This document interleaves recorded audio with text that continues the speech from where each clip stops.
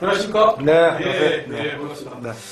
자, 그 박영선 장관께서 요즘 그 말들이 많죠. 네이버 관련돼. 네.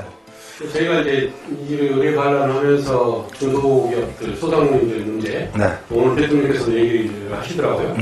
근데 이제 그런 문제들이 중소기업부의 의미를 많이 모르시는 것 같아요. 그러니까 어떻게 해야 되는지.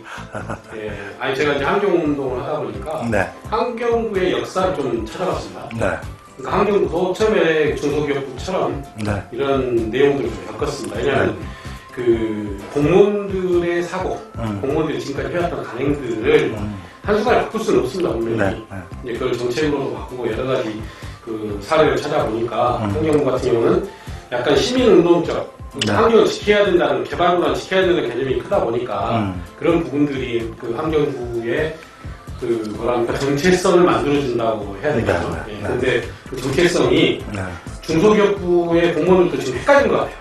3년 동안에 시행착오를 계속 겪고 그동안에 중소기업청의 청이었죠? 청의 그런 의미들만 이게 정책으로 좀 승화가 되고 지금 펼치고 있는 것 같고 그런 부분들을 좀 우리가 바꿔줘야 된다는 의미로 이제 그 방송을 한번 해보려고 좀 하는데 뭐 그 의미를 좀 어떻게 바꾸면 좋겠다라는 그런 생각들이 있으시다고 했잖아요. 그렇습니다. 한번 얘기해 주시죠. 이제 문재인 정부는 이제 촛불혁명으로 탄생했죠. 우리 문재인 대통령께서 취임하시자마자 그 정부조직법을 바꿨습니다. 당시에는 이제 유일하게 바꾼 거죠. 중소기업청을 중소벤처기업부로 승격시켰죠. 그렇게 하면서 요거를 이제 중소기업 중화에도 굉장히 많이 요청을 했지만 소상공인들도 엄청난 요구를 했었습니다. 그래가지고 이제 이렇게 중소벤처기업부로 승격이 됐는데 바뀐 지 지금 3년이 넘었잖아요. 출범한 지. 근데 소상공인들이 당초 기대했던 어떤 획기적인 정책 변화 이런 거가 기대에 충족하지 못하고 있는 것 같은 생각이 들어요. 그러니까 제가 생각에는 그런 기본 틀을 좀 바꿔야 되지 않느냐. 그렇습니다. 기본 틀, 생각의 마인드를 환경부 공무원들이 교정해서 그런 공무원적인 그런 사고가 있었다면 시민단체적인 성격을 좀 띄어야 된다라고 해서 그게 이제 지금은 환경부가 그렇게 돼가고 있습니다. 상당히 정책의 반에 대해서 4대 강의에서 처음에는 반대를 하고 물론 나중에 가서는 결국은 공무원들이 또 이제 4대 강의 찬성하고 막 이렇게 간 것처럼 그런 식의 그 시간이 좀 필요하지만 지금 장관이라는 자리는 제가 보기에는 그래요. 문재인 정권의 아젠다를 잘 중기부에 심어줄 수 있는 그런 일을 해야 되는데 지금 그런 일이 아니라 그동안에 해왔던 간행들 어디 장관에 가거나 어디 국회의원들이 정치인들이 장관에 가게 되면 해왔던 간행 그런 간행으로 중기부를 움직인다. 이건 아니라는 거죠. 그렇죠. 이런 마인드가 된다. 그래서 이제 그런 부분들을 잘 하려면 아니 대통령이랑 이쪽에 계신 분들의 생각은 다 그런 생각을 갖고 있는데 본인만 뭐 다른 얘기를 한다. 이런 거는 뭐 안 되지 않습니까? 그리고 이제 그것도 물론 마찬가지로 정부 입장도 그렇지만 소상공인들 입장은 이게 아닌데 다른 방향으로 간다. 그것도 아니에요. 다 이게 본인들이 여러 군데에 이해집단들 아닙니까? 환경운동하고 틀리게끔.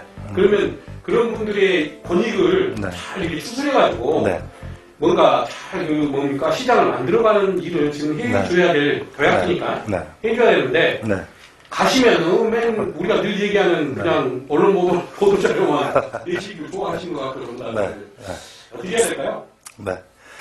어쨌든 이제 초대 그 장관으로 그때 홍정학 장관이 임명이 됐죠. 근데 그 당시에 홍정학 장관이 가시기 전에 뭐 굉장히 여러분들의 기업인들을 아마 거기 그 장관으로 추천을 하려고 했었는데 전부 이제 고사를 하고 그러다 홍정학 장관이 이제 임명이 됐죠.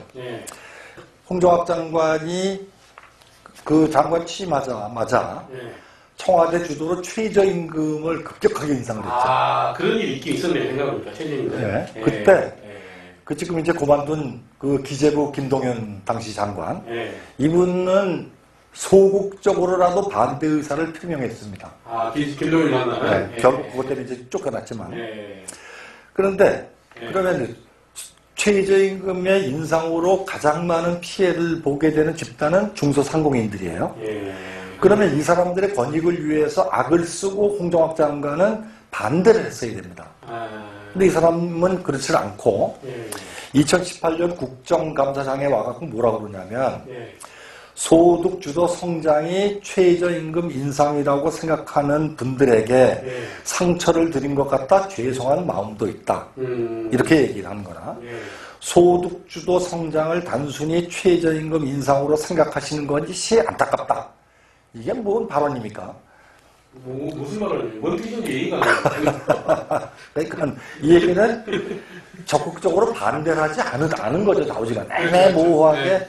물론 이제 그 당시에 문정부 출범하면서 집권 초기에 뭐 서서히 시퍼렇잖아요. 그러니까 이제 중기부 장관이라고 그래갖고 정권 차원에서 밀어붙이는 최저임금 인상 정책을 적극적으로 반대하기는 어려웠을 거라고 생각이 돼요. 그렇지만 중기부 장관은 중소벤처기업부라는 데는 중소상공인들, 중소기업을 위한 단체입니다. 그렇죠. 그러면 거기에 장관은 최저임금 인상으로 인해가지고 중소기업들 굉장히 어려움을 겪었습니다. 뿌리산업이라고 그러죠. 이렇게 보통 우리 손박 댐지라는 뭐 이런 산업이 거덕이 났어요. 지금 대한민국에. 그 다음에 자영업, 종업원이 있는 자영업자들이 종업원들이 엄청나게 쫓겨나고 자영업 하시던 분들이 수도 없이 폐업을 하는 이런 상황이 예견이 되고 있는데도 불구하고 아까처럼 애매모호한 발언을 하고 하면서 적극적으로 반대를 안 했죠. 그리고 이 양반은 사후 약방문이죠. 최저임금 인상해놓고 일자리 안정자금 신청을 빨리 하라 하고 이런 인터뷰만 노반해요. 그렇게 했었습니다. 그랬습니까? 네. 그래서 이제 그 다음에 박영선 장관이 취임했는데 취임할 때 어떤 일이 있었는지 기억나시는 게 있는지? 기억이 나는 게 저는 그때 이제 박영선 장관 취임 반대를 막 사람들이 했어요. 또 이제 이분이 기자시고 그러니까 저는 기자 출신이죠. 기자 출신이시고 그러니까 개인적으로는 제가 그래도 이제 그분이 임명되면 좋겠다. 상당히 이제 그 뭡니까 계획적인 성향도 있으시고 저는 지금 계획적인 성향이라는 게 중요한 겁니다. 그리고 이제 상당히 중소기업들의 권익을 위해서 열심히 노력하시겠다. 물론 그때는 제가 소상공인 운동을 안 할 때 공무원보고서 채택이 안 돼서 그냥 대통령이 그냥 임명하신 걸로 알고 있습니다.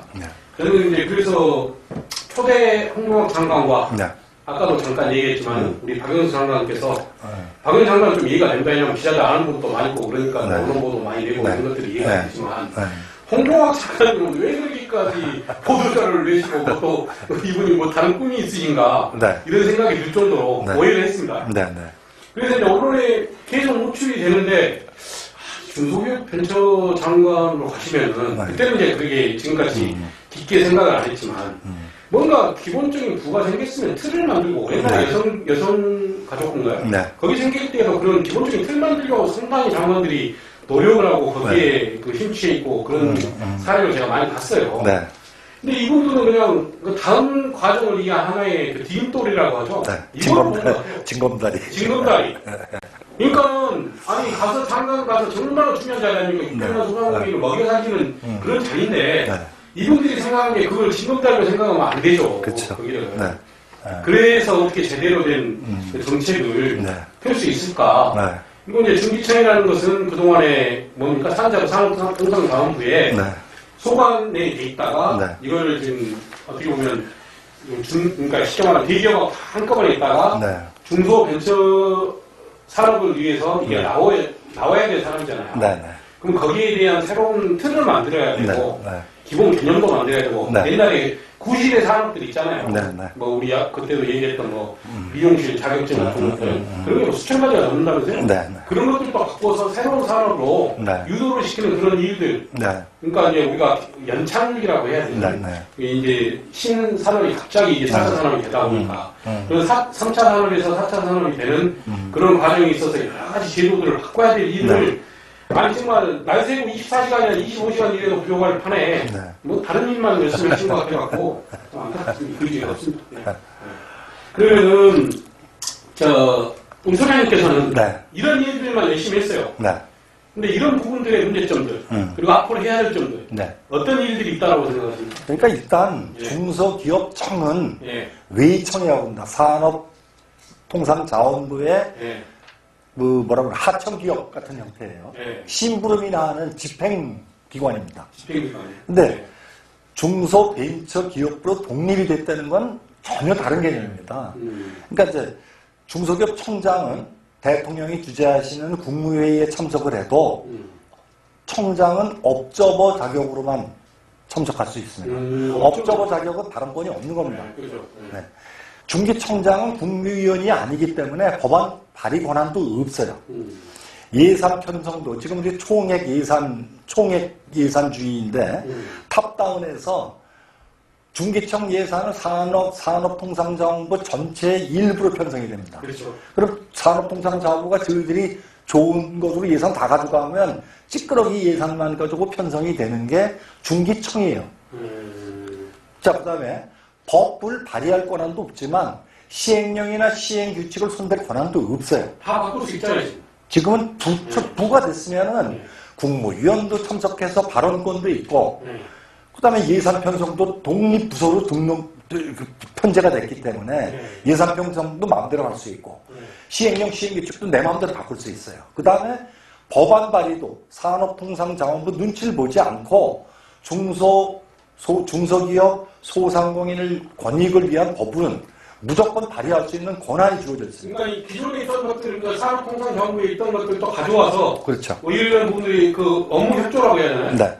가져와서 본인들이 해야 되는데 네. 다 손놓고 있는 거 아니에요? 지금? 그렇죠. 예. 자, 그게 뭐냐면, 그러면 그동안에 소상공인들이나 중소기업들이 예. 산업통상자원부는 예를 들어서 유통산업발전법을 예를 들자면 예. 유통산업발전은 산자부는 대기업 기준으로 유통재벌들을 키우는 겁니다. 아, 좋은 얘기네요. 유통효율화예요. 예. 그러면 중소상공인들이 죽어 나가자 빠지는 거는 나 몰라라예요. 예. 근데 입김이 산업통상자원부가 입김이 세기 때문에 그렇죠, 그렇죠. 그렇죠. 중기청 단위에서 할 말이 없어요. 예. 그렇다면 사장이 틀리다는 거죠. 그러면 중소벤처기업으로 됐으면 예. 부처로 승격이 됐으면 예.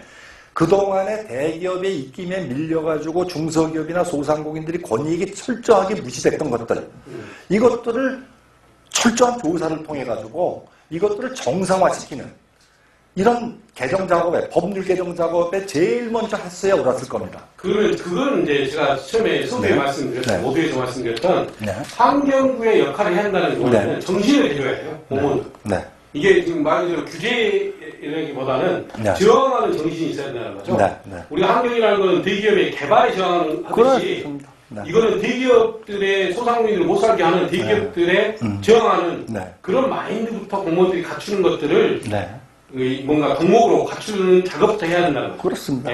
그러면 이제 이 소상공인이나 중소기업과 관련돼 있는 독소 조항들 유통산업발전법, 대상생법, 아까 말씀드린 상가 임대차보호법, 아마 외인간한 부처의 중소기업 소상공인의 권익이 무시된, 그동안 무시됐던 법들은 수도 없이 많을 거라고 생각이 됩니다. 근데 두 장관은 그런 것 하나도 손을 안 대요. 그 얘기는 청과 부의 차이, 의미의 차이를 모르고 있는 거라고 저는 생각이 돼요. 진검다리라니까요. 장관하면 다른 자리 나가야 진검다리 같아요. 그러면 이런 일들은, 이런 사람들은 이게 지금 해방후 지금 몇 년 된 겁니까? 저희들이 대한민국 정부 수립되고 나서 중기청 만들어지고 나서 수십 년 동안 중소기업이나 소상공인의 권익은 철저하게 무시가 됐었어요. 그럼 그런 조항들을 다 찾아내야 돼요. 그러면 이 업무량이 엄청날 겁니다. 그럼 중기부가 그 일을 다 인력 부족 때문에 못한다면 단체도 많이 있잖아요.